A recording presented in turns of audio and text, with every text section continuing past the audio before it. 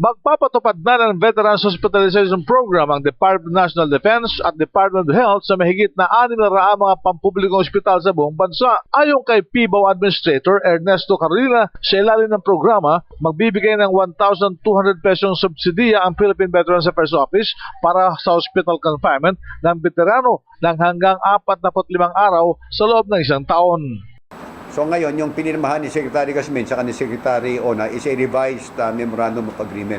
Malaki na ngayon ang pagbabago no. Number one, si Pangulong Aquino, in-increase na niya yung subsidy. Naging 1,200 a day na for 45 days.